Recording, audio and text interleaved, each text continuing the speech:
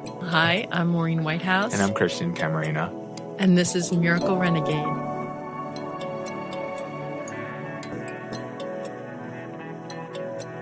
So let's start. What's up? Yesterday I had while I was walking, I realized that I'm always pushing forward. I'm always giving things to everything that's around me. And then for the first time, I stopped.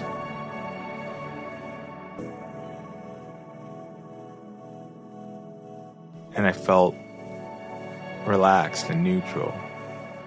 And then something told me to start taking in, start taking the world and taking the people, but without giving anything, without putting any effort forward, just to receive.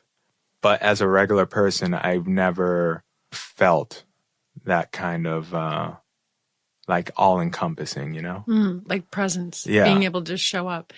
Yeah, it's really interesting because from a young age, we're conditioned to perform. As a baby, you're smiling for people and clapping or learning all those little milestones that you learn as a child, usually to the applause and approval of other people. And it starts our trajectory in looking outside of ourselves for our identity. Oh, okay, yeah. And so when we show up to life, it's quite natural to be engaged with and interacting with all the things that are around us. But we don't realize that it's the same as a really valuable conversation. When you're in a really valuable conversation, you have to listen, you have to receive, you have to take in order to be able to speak wisely or appropriately. It's the same with life. If you're not taking in what's around you, people, places, things, then you're really not engaging with it 100%. People don't realize often that's the exact reason why they feel lost or unfulfilled or incapable of having a happy life. It's because they've shown up performing rather than just engaging. Yeah. Yeah, what you described is engaging. It means connectivity. Remember, we talked about this just a little bit before, that the ego is the voice of separation. So it means that if you're feeling separate from something, you're going to have to perform in order to get the attention or to get acknowledgement. If you're feeling connected, the voice of the soul is the voice of your own best interest, and it always speaks of connectivity. So what you were describing, didn't you feel more connected as you were walking along and engaging with things differently? Yes, definitely. It was, it almost felt like I was taking, like almost cheating. I felt guilty about it at first because I've always felt that as soon as I got something, I had to spend it, Like I had this good feeling I have to pay it forward because there's so many people who don't have, an extra slice of pizza that I got at the pizza place. I have to think about how am I going to make things better for others. So interesting. Really important and valuable because here's some traits of people who identify as miracle renegades. They came here with a natural tendency to bring something. They know they have gifts and talents. Maybe they haven't yet used them 100% or even realized all of them, but they know deep inside they came here for a purpose. They feel like there must be more than what I'm experiencing now. That's one of the qualities. Another one is that they're naturally prone to giving. They're naturally people who, if you were in a crowd, they'd be the one you'd go to step up, to take action on something important. They know they came here without needing a whole lot of what other people typically feel like they need. Can you expound on like maybe trust behind that one? Like we're supposed to know these things, or like we come into this world knowing these things. But how can I distinguish between my ego and what I came into the world kind of with what you brought here? Yeah. So everyone who comes to this life has a larger part of themselves that's not in the physical body. 95 to 99% of us is not in physical form. It's our genius capacity. It's our loving capacity. It's our altruistic nature. It's all of the qualities that we have that make the world go round when people embody them really well.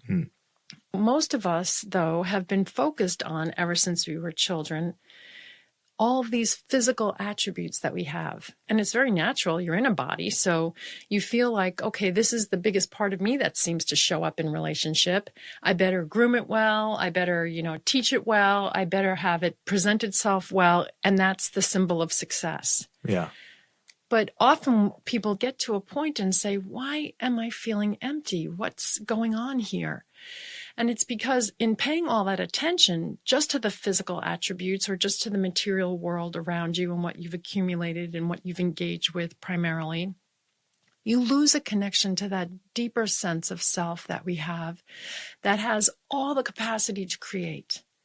Whatever is in the world is part of what's already been created or already been made. Yeah. What we bring here is the capacity to evolve that, to keep moving it in ways that expand our capacity here as human beings on the planet. That's really interesting. Yeah. Cause I was a chef. So my chef wanted me to push his vision further than he could have. Cause he's 50 and he saw that there was potential in me to push his vision forward.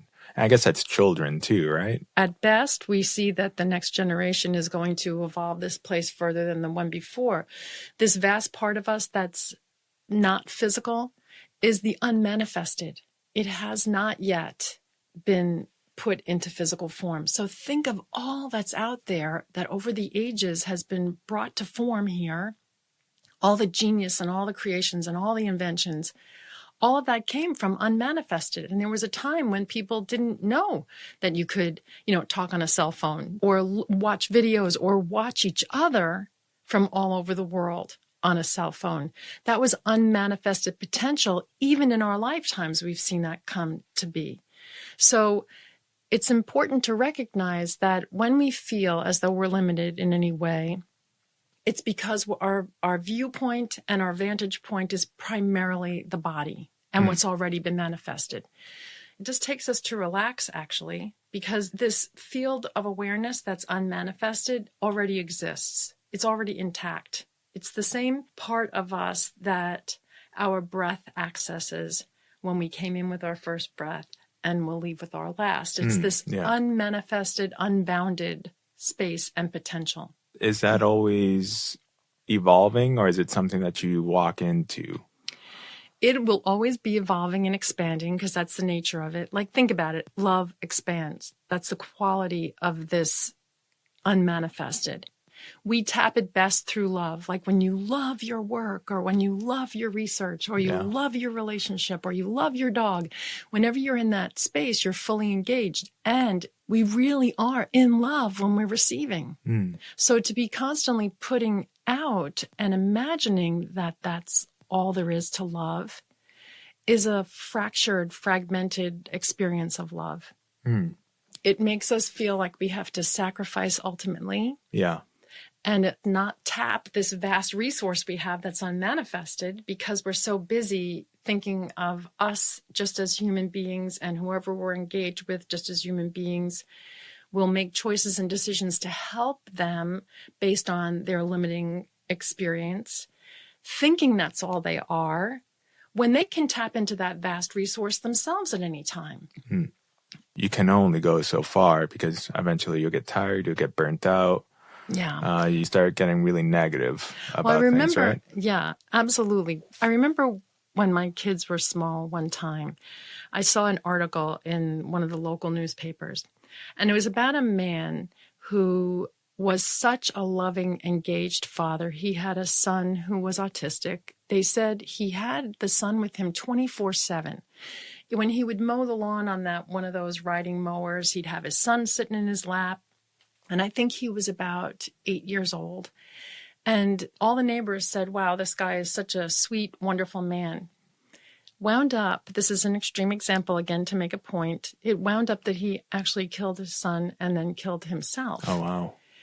We get conditioned to believe what's good and bad. And so if somebody believes they're only good if they're, 24/7 with someone who requires a lot of attention, and takes them away from spending any time with this vastness of themselves, this spaciousness of themselves, then they're going to come at some point to a place where they have finite limited resources, finite patience, finite mental capacity to come up with creative avenues, finite potential. A body is a finite experience. Thinking only of the physical makes us believe that this is finite. But we have this vast, massive, infinite potential to tap. Think of the neighbors who thought he was such a wonderful dad. If he just knocked on a door and said, hey, I'm really feeling burnt out now. Or if he wasn't taught that perfection is performance, then he would have maybe given a call for love to somebody who could answer it and then received, like you were saying, so that there's a balance there. People have to be really careful about giving as sacrifice. Yeah. But from the stories permeating through culture, especially for like a young man, like I used to watch anime, I used to read comic books, and it seems like the more you sacrifice, the stronger you get. Interesting. Yeah, in those stories. Definitely a conditioned belief that society promotes constantly, that the people who are the more noble souls here are the ones that sacrifice. I think it kind of comes from that inkling that we were talking about. Miracle Renegades have a natural inclination to give. Yeah. But that's because your tendency is not to judge. Your tendency is to create.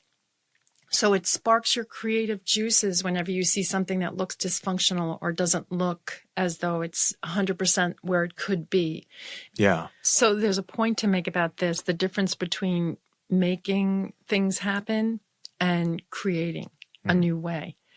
Making things happen, can you feel the push there? Can you feel like the tendency to think this doesn't exist and now I'm going to make it happen means that you're separate from something and you're trying to move it forward. Or you're trying to get it somewhere it's not. When you're creating, you're taking something where it is exactly how it is and you're expanding it. So there's a degree of not only acceptance, but appreciation for what is. The bigger the mess, sometimes the greater the creation. Very interesting, Any great creator knows this. And it's that difference there, that voice of the ego, the voice of separation is, I'm going to fix you. I'm going to fight this. I'm going to change this. But it means you're dissatisfied with what is. For instance, you hate your job. And you're going to the job just because, you were taught that sacrifice is noble, so your family gets a paycheck. You show up because you're pretty good at your job, and your people at work get what they need from you, but you're just an empty, hollow shell when you're there. Ultimately, that's an assault on everybody in your world because you can't show up 100%. You might be good at this job and give 1%, but what would happen if you really showed up with 100%? Maybe everybody would advance beyond where they are in that job. Yeah, you don't think about time. You don't think about sacrifice. You don't think about the hours you put in or the people you're working with. You just want to be there. And that's what presence is, the be present, be here now. I always tell people never address a problem from the place that it was made in order to create new results. You show up just knowing that you're creating your world from this moment forward. That's literally the unmanifested. You don't know what's going to happen tomorrow, do you? No. We don't know. And so that makes it infinitely open to any possibility. Yeah. So what happens if you take everything that happened up until this moment? This is for Miracle Renegades. This is how you want to show up to life. No matter what it is, you take everything that happened up to this moment and now you put it under your belt. It's powerful information. You know dramatically what you don't like if it was a hard life, and you know definitely what you would like. And so you look at that all as a bunch of contrast, no judgment other than that you can pick and choose from the contrast. It's all creative material. And from this very moment, moving forward, you create the life you want to live. You don't take other people's ideas about what you are just because someone told me I wasn't good enough or I was terrible at this or that. You take their word for it. They might have been just having a perpetual bad day. Yeah. And you could be a genius at it, And if you take other people's ideas about what you are, that means you're in the world of this and that, the ego, only referring to you over there, me over here. And it's really confusing because it's always shifting. It's always changing. You're always changing. So you never have a real reference point. It's like you're flying through a tornado. There's always the zeitgeist of the day. Yeah. And there'll always be changing opinions of different people based on what they're observing in the world.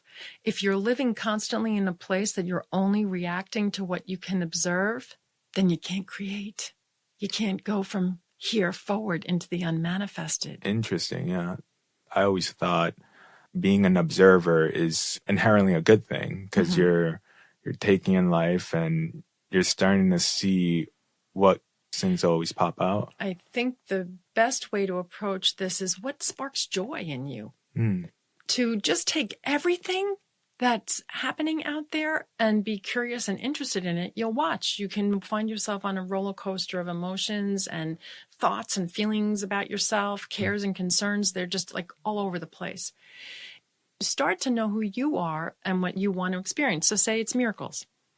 And you start to say, okay, from this point forward, since life is unfolding from the unmanifested for me, with me, to me, then if I start focusing on miracles now, if I stay curious and open and interested and in love with this idea, love, connection, so it's not the ego, then I'm going to see more miracles happen. Yes, that's how it works.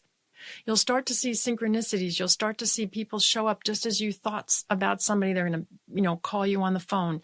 You're going to realize that this 90, however much percent, 98, 99% of the invisible that rules the show here is very benevolent and fun and funny and has your best interest at heart all the time.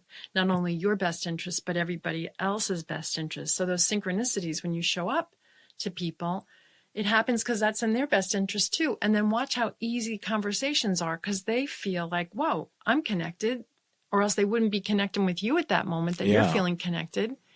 And then things start taking on a whole new life of their own in a really happy, fun, spontaneous, and definitely creative way. The fun part about this is at first you might not recognize it, but the more you start to recognize it, I call mark the miracles, the more astute you become at seeing them and even seeing them coming. And pretty soon you can facilitate them.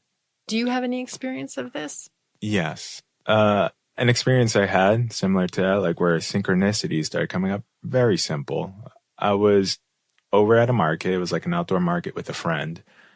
And we're talking about, my partner and I are talking about moving into her neighborhood because her neighborhood is it's beautiful. It's full of like musicians and it's the kind of atmosphere we want to be in. And we're just talking here and there. And her friend comes over and he says how he lives down the street from her, but he's moving to Roslindale and soon, like September, which is perfect. That's exactly when we wanted to move. And it just took 2 questions. And I'm a very shy guy. I don't engage with people that way, but for some reason I was pulled to ask him like, a couple of friendly questions.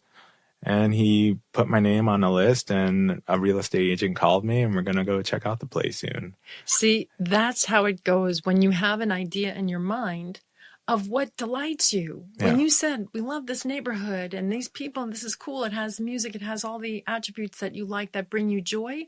In that moment, the universe is on it. All of that momentum of this divine field that's in your best interest is on it. It took 5 minutes. Yeah. It means you were in receptive mode then too. Oh, okay. Because I've seen it happen to friends too. Like, my friend would complain about her job and how she wishes for a different thing. And then literally 5 minutes later, a guy's offering her like a design job, something different than what she's doing.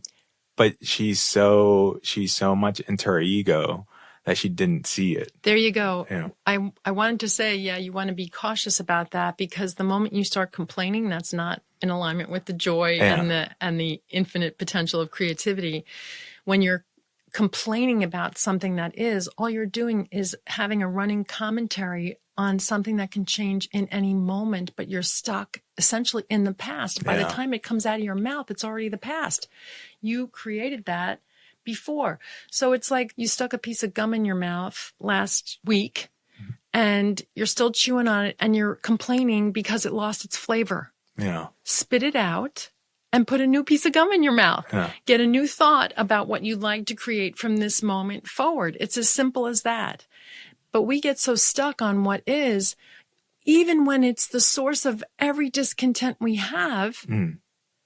And then we keep perpetuating that discontent by complaining about it or continuing to be in a mode that is anything but receptive. Yeah, and that can last for years. That can last for decades. Because people don't realize it's that simple. If you don't like it, change your mind. Find something about it, anything about it, the teeniest, smallest thing about it that you like. It could be a flower coming up in the crack in the sidewalk in front of your house.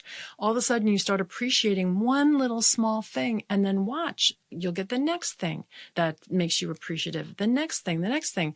Pretty soon, you're appreciating your way right out of that neighborhood. Yeah. Because you've found yourself resonating only with things you love, and they happen to be over there in the next town. And you don't know it if you're so busy focusing only on what you hate and contending with that over and over and over and fighting that over and over. So you're not supposed to fight.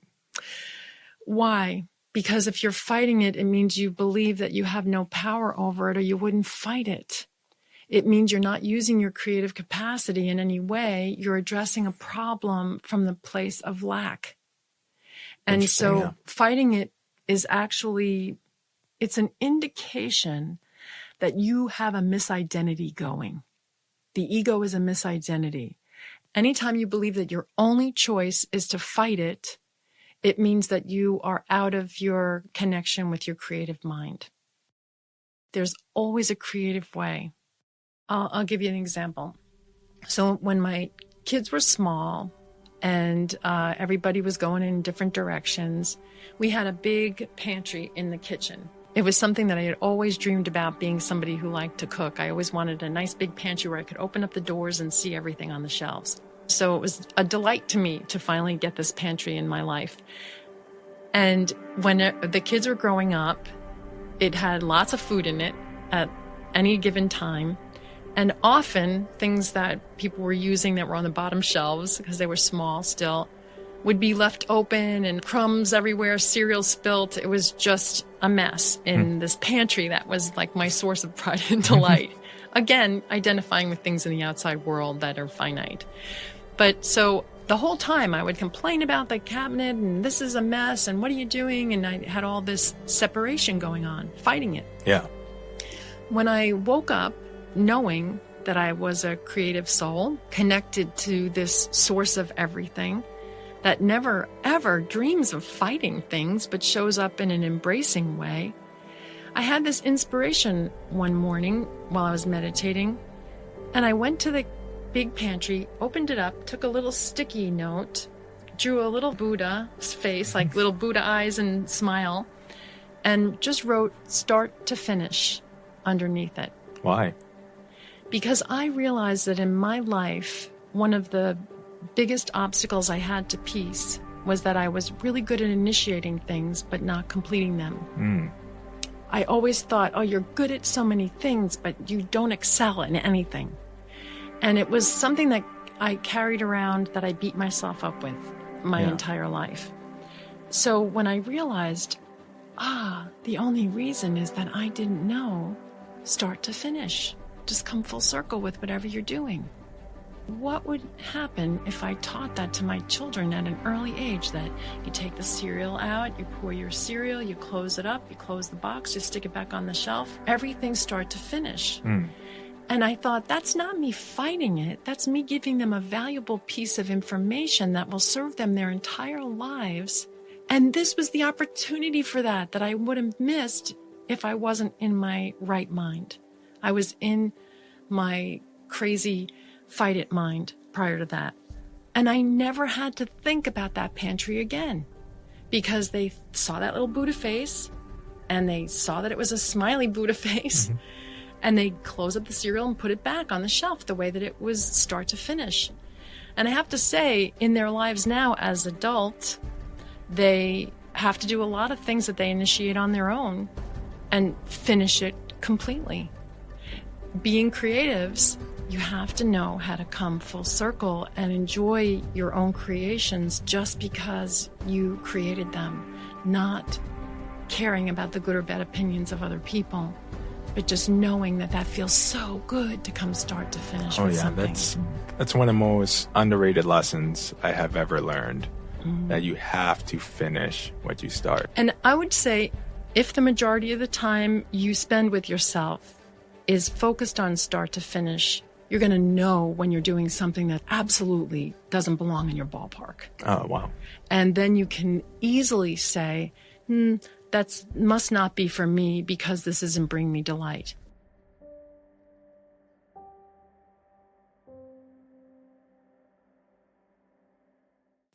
So now we're back to what we started with the give and receive. Yeah.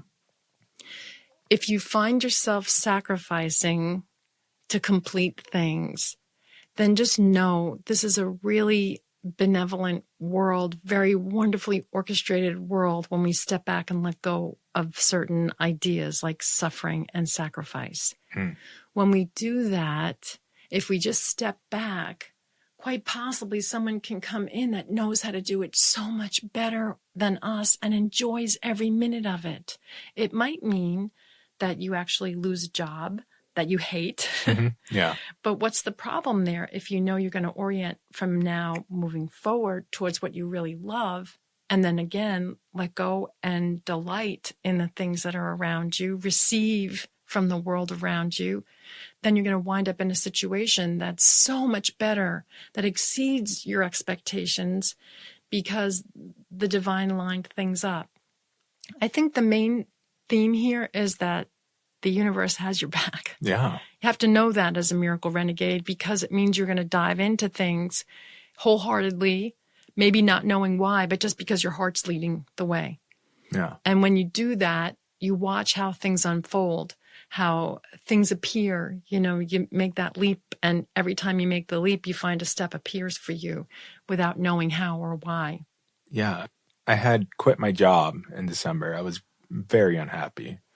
It was long hours, and it was something I wasn't gaining from. Can I ask you something? Yeah. Did you find yourself sacrificing in that job? Just Yes. think back to certain scenarios. And at the time you were sacrificing, did you have a little voice that was saying, well, this is noble? Oh, yeah. Yeah. Yeah. See? I would always find the examples, that the restaurant's on its feet, and I need to bring this person up. And if I just set everything up perfectly, then I can go. And it was always, it had to be perfect so I could be okay with leaving these people behind, because they're my friends too. It's just sometimes you give and give, and it's never enough because it's always evolving. There's always another problem. There's always another situation where it pushes you back a couple of weeks. This is the most important thing that you led us into for people to understand and appreciate. That sometimes when you're sacrificing and suffering at a particular endeavor, it's the equivalent of, you're with third graders and you've got a master's degree and you're trying to pretend you're still in third grade. That's not kind to you, and it's not kind to them.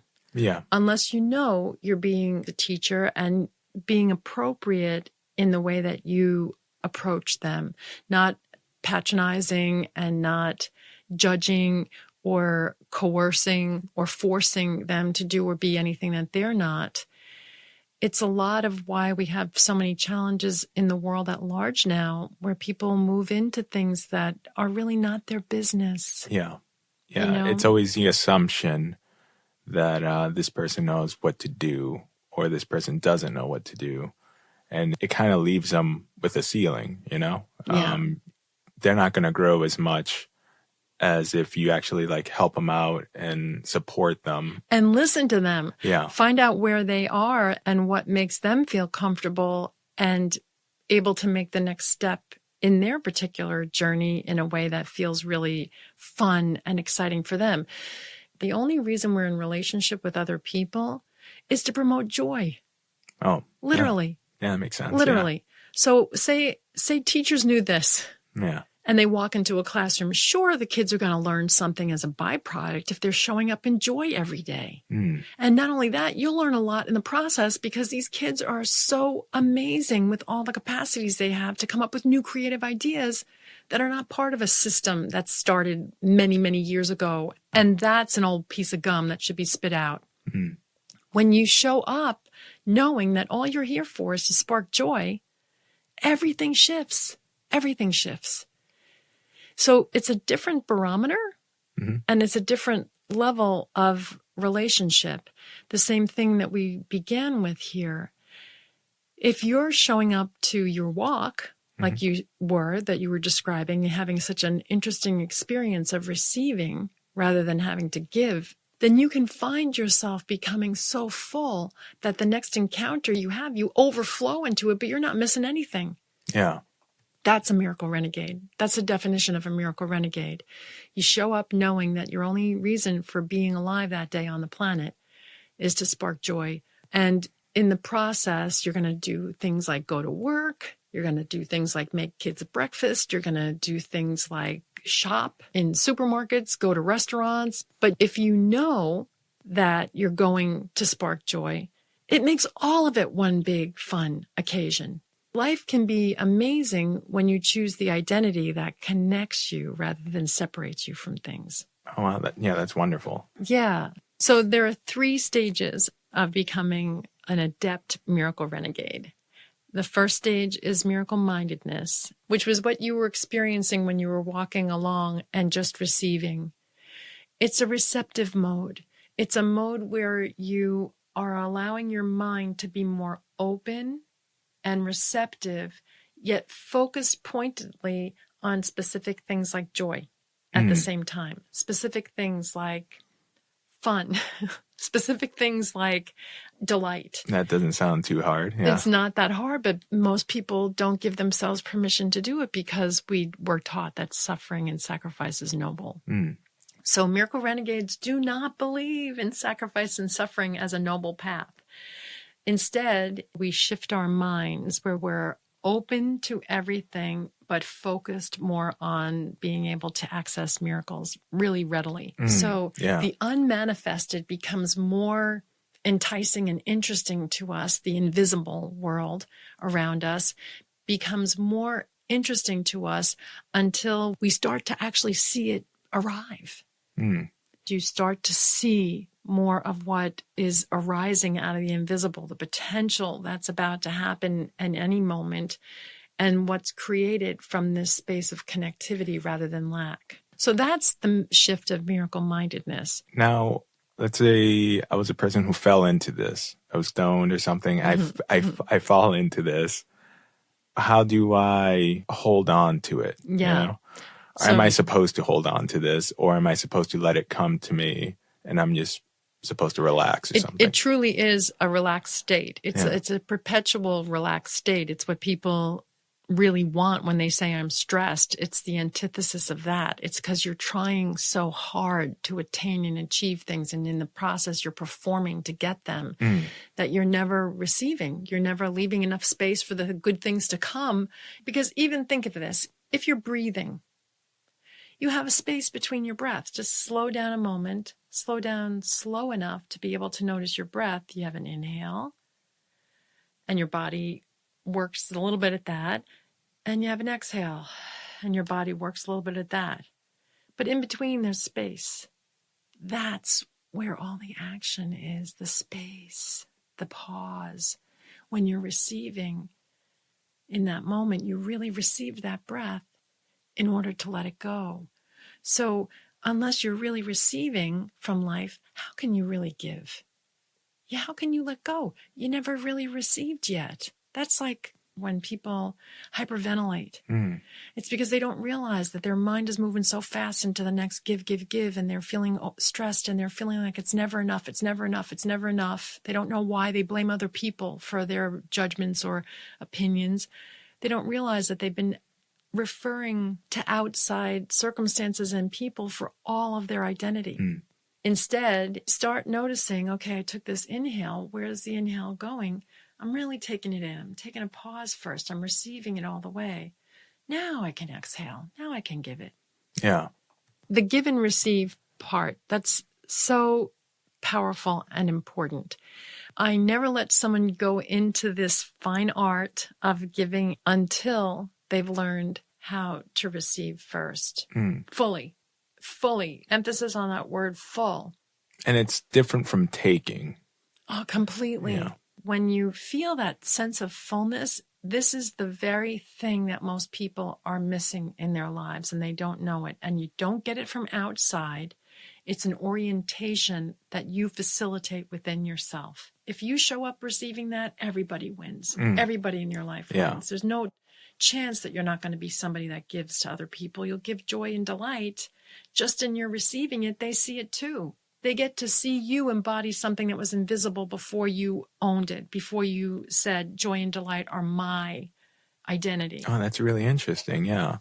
That's similar to bees, actually. That when they find a flower patch, they'll do these figure eights. No one knew that the flower patch was there, but because they embodied... They're celebrating. Yeah, they're celebrating the fact that they found something that was there. Beautiful. That's the perfect example of this. If we embody it, then other people get a chance to receive it and enjoy it and even emulate it. That's why Miracle Renegades are people who cause a movement towards further delight and further joy, because they're always in expectation of it. So they're going to receive it, and then other people get a chance to enjoy it around them too. That's the best way to give. If you've received first, and then you're giving it from the overflow. So that's what I was going to get to next. I typically wouldn't talk about give and receive that much until I got to the second phase, miracle matrixing.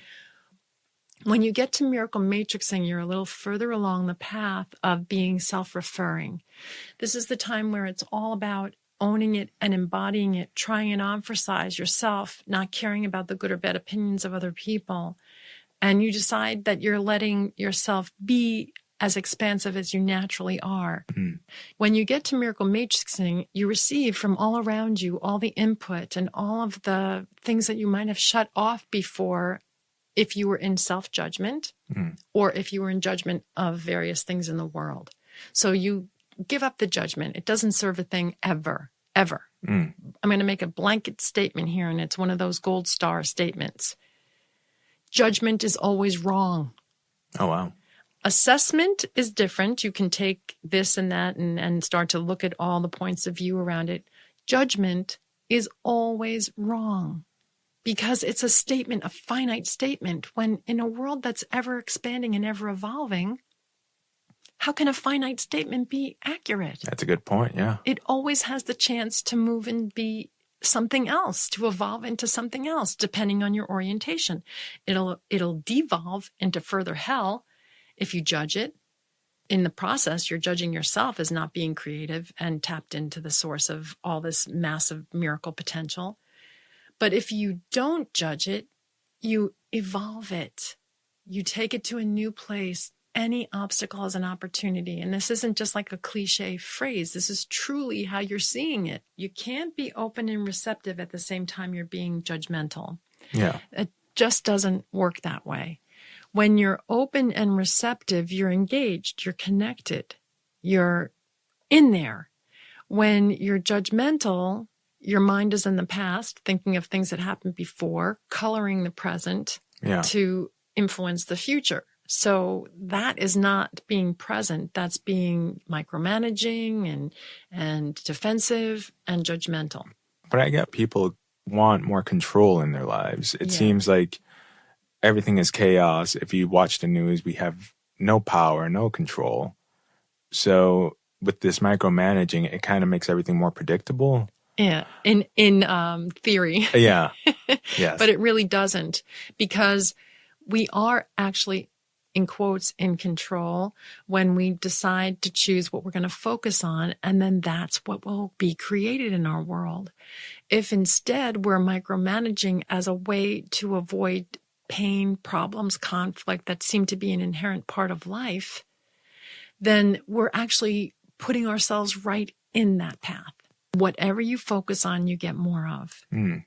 So here you are now, pretend you got hit over the head with a 2x4 and you wake up in the morning and all of a sudden your only tendency is to focus on delight.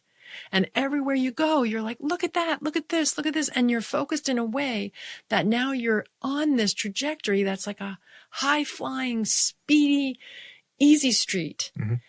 And people are like, why? Well, because you're not focused on lack and you're not focused on the problem. Oh, yeah, if something pops up, all of a sudden you're like, well, I showed up. I'm a creator. What is there I can create out of this? You don't even have an inclination then. Again, you got hit over the head by a 2x4. But to see anything as joy in the making, fun in the making, bliss in the making. You show up to a room full of sourpusses and you walk in and pretty soon the whole room's laughing. Yeah. Because you brought it with you. And that's what people are missing. They think that they're going to find the answer out there. And they've already conditioned themselves to dismiss their own gut instincts or their own preferences because out there people might have a bad or a good opinion about that. So we live our lives for other people that actually they're so wrapped up in their own worlds that they don't care really what's going on with you anyway. It feels like the people who judge you are just kind of looking through you. Well, listen to this. Why would you ever listen to somebody in judgment if judgment is the thing that disconnects you from the source of who you are? Yeah.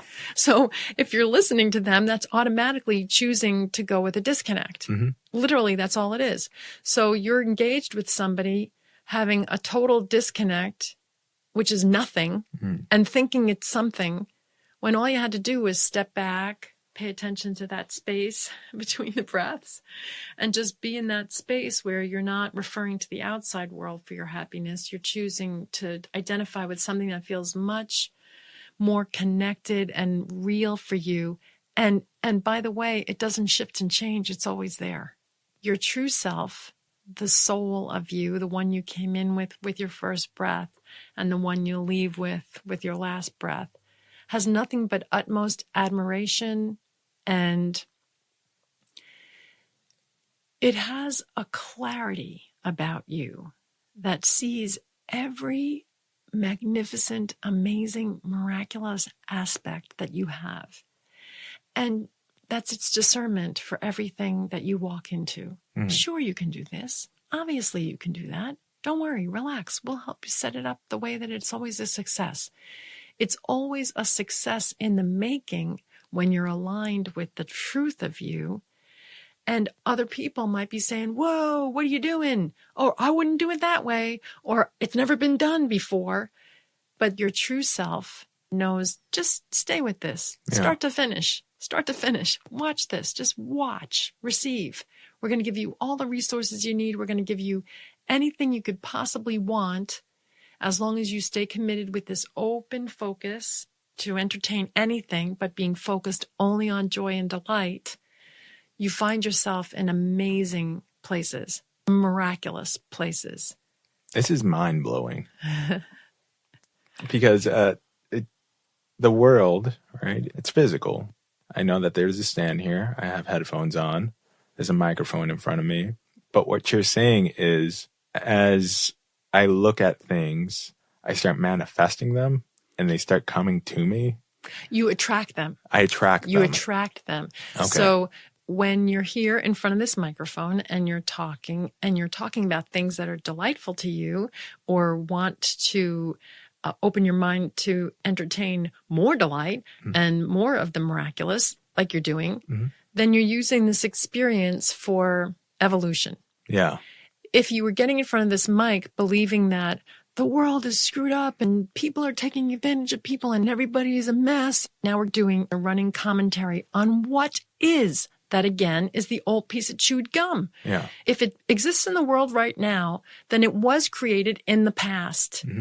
And so if we're going to have this dialogue here about all the problems in the world, insufferable pain in the world, how does that own our true nature of being utmost creators who can create anything out of the biggest messes?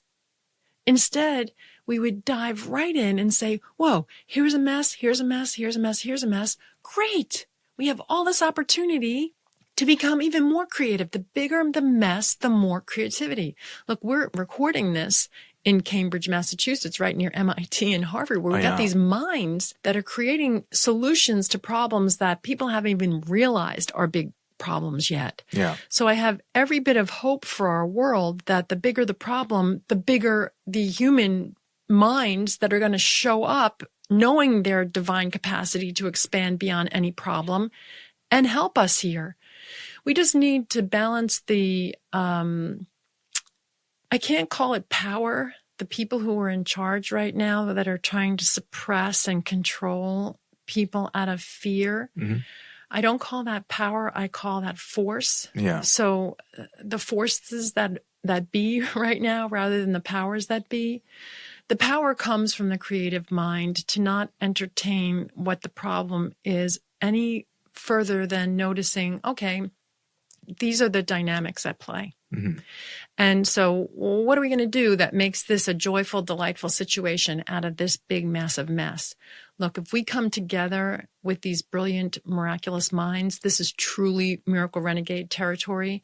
When people start recognizing that any mess is an opportunity to show up miraculously, it's going to look a lot different. That's not from a mode of sacrifice and suffering, by the way, either. Again, you only notice a mess long enough to figure out where it is you leap from there into the solution. Yeah, that's what I've seen with good journalism. I would listen to NPR and some other news podcast, and at first I felt like they were manipulating me, to be outraged or to think about these things and go out and hate the government and hate the other party. And I was getting pretty bogged down by it. But over time, especially with good journalism, you start thinking about problems that you normally wouldn't have. And, in a hopeful way, because you can feel it, that the only reason something is addressed is when there's a call for a bigger expansion around it.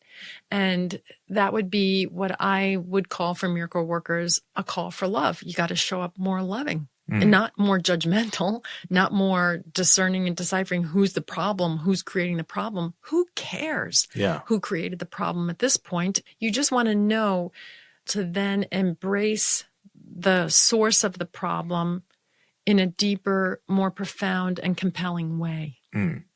That's the miracle part of us that has that capacity to do this.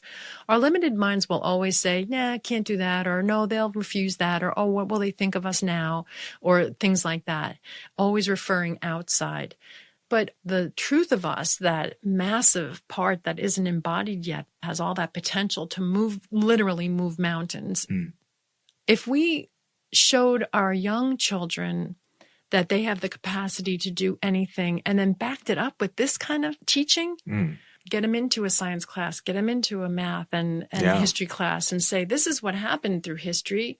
What would we do with this now? If we were seeing our best qualities and the best qualities of everyone, what would we do with this now if we knew the whole world was going to be connected by a World Wide Web and you could talk to somebody in China? Let's phone somebody in China right now, class, and talk to those kids in that school. And we both come up with solutions now. Yeah, it's so amazing how we have this connectivity and it's being used in a negative way, So like it always feels like it's been weaponized, or like it's only the finite mind that thinks there are limited resources here, that doesn't understand that anything we approach with this miraculous mindset is going to expand in nature and be win-win. That's always the way this divine aspect of ourselves thinks. How can everyone win from this? Can you feel the completion in that? Right from the outset, you feel complete. It's not like, we'll be happy when this is all figured out. It's that from the inception of you showing up, that moment, you feel completion. And, well, the only way we're going to carry on in this is if it's win-win. Think of what kind of mind engages in that compared to the one that's like, well, they made this big problem and we're going to address it now by coming back forcefully with this. The whole thing about it is unsettling and uncomfortable. No wonder people don't feel safe or as though the world is a kind, benevolent place. Yeah. It's the orientation. And it's what, on a day-to-day basis, still humankind is being steered towards. Yeah. Dissatisfaction rather than their innate sense of completion that we all carry around with us every day, but don't necessarily tap. Yeah. So what's something that you could possibly do to chip away at that? Like, what's like a good practice to start off with? Whenever that happens, that you find yourself frustrated or feeling defeated or maybe a little pessimistic, or the qualities that people often experience on a day-to-day basis, it's time to stop. It's time to give yourself permission to stop and relax. Literally, relax is the number one key here. If you find that you're frustrated, you're not going to get any better by moving further into frustration. It's time to step back and let yourself take a big, deep breath, connect with the source of you. The breath will always connect you to the source of you, since you came in with your first breath and you'll leave with your last. And then allow yourself in that moment to give yourself a pattern interrupt. You were going down the road of frustration or problem or pain. Do something fun. Do something that just makes you feel delighted in that moment. Sincerely, focusing on fun is way too underrated. Yeah. The minute that people have great inspiration is because they went and had a great meal. They took a break and had a great fun conversation and sat out on a back porch under the stars. You'll always hear that people have their greatest inspiration when they got out of that mode of frustration or hard work. Yeah. There's multiple ways. Take a nap. Go do something fun, pet a puppy, enjoy anything. The vast blue sky when you're feeling crammed in and you're thinking too much. Allow yourself to get some space and some distance from the pain or problem at hand. You can meditate. It's a deliberate way to cease the pattern of discontent. You can watch the thoughts in your mind and see them coming and going like clouds in the sky, and let yourself identify with what makes you feel happier rather than all of them with the overwhelm and the stress that causes. Close your eyes for a moment. If you meditate with your eyes closed, and you're going to see that you're in a boundaryless space. You're in a vastness because you don't see any edges when you close your eyes and you're in this space within yourself. That automatically is a release of performance. Just relax. And some people want to be the best meditators in the world because they've now moved into that mode of where this is another competition with myself. It's not about that at all. In this world of the Miracle Renegade, the one who relaxes the most wins. Wow. Yeah. At any time, at any given time, think about it. If you just sat back, took a breath, and relaxed, all of a sudden things can shift. Yeah, it only takes one breath. Yeah. That's what, when I would get swamped as a chef, I would just stand back. I would look at all the tickets. I'd take a breath. Everyone was really worried because I'm taking my time. I'm taking, it's 15 seconds, but when you're in it, 15 seconds is a long time. Timelessness. Yeah. And then everything would come to me. It's like, okay, I'm going to shift everything over here, and then we're going to group these. We got this table out and these tables. And all of a sudden it builds that momentum. Mm-hmm.